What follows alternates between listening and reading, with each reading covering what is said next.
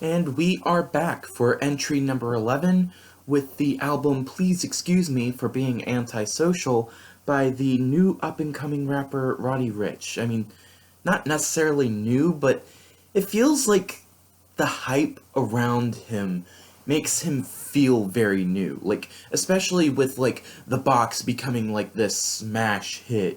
And I mean, obviously he's had singles before this, like Racks in the Middle with Nipsey Hussle and Hit Boy, and his own Die Young, and especially the recent collaboration with Mustard from Mustard's album Perfect 10 called Balling. I was gonna say balding for some reason. But yeah. I just feel I don't really understand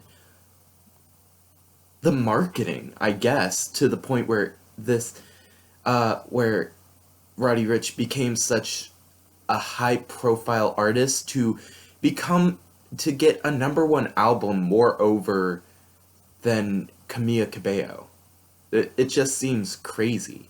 But, I'm not here to talk about billboards and, marketing strategy. I'm here to talk about music.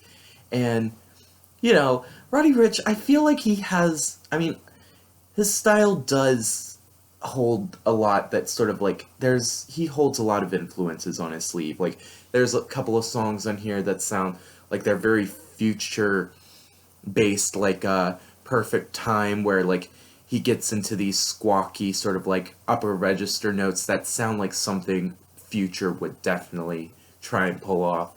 And there's occasionally there will be some points on this album where he brings features on and I won't even notice there's the feature on it, like Start With Me with Gunna. Like, I was very convinced that it was just Roddy Ricch through the entire song.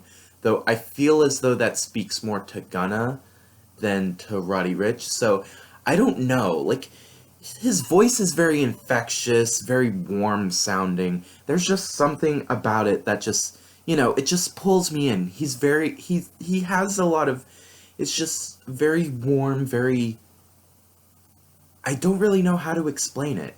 It's just, it's just ear candy, I guess. But, that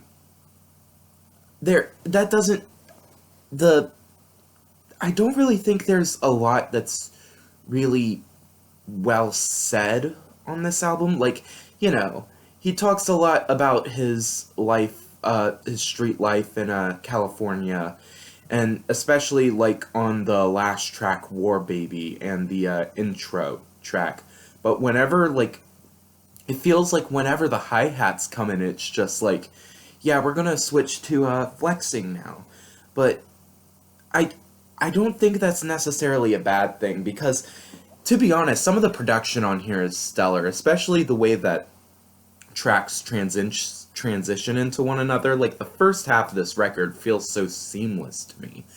And also there is left some room for like more varied structure, like with the other song with Mustard on this album, High Fashion, and I mean, Intro is just one long verse. Like, this, I feel like a lot of artists have tried to experiment whether they can go on a record with trying to see how long they can go on a song without needing a beat behind them. I feel like that's a very common theme and trend for trap music that I really like these days.